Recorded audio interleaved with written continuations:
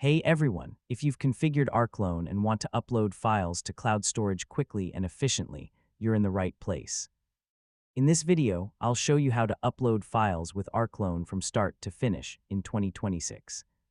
First, make sure Rclone is installed and that you've already configured at least one remote cloud storage connection such as Google Drive, OneDrive, Dropbox, Amazon S3, or another supported provider. Rclone provides several commands for transferring data, with the most commonly used options being copy, sync, and move. The copy command uploads files while keeping the original files on your local device. The move command uploads files and removes them from the source location after a successful transfer.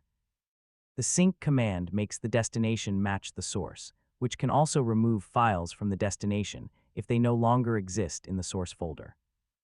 For most beginners, the copy command is the safest option because it leaves your original files untouched. Start by uploading a small test file to confirm that everything is working correctly. And that's how to upload files with Rclone in 2026. With properly configured remotes and a basic understanding of transfer commands, you can efficiently move files to almost any supported cloud storage service. Thanks for watching, and I'll see you in the next tutorial.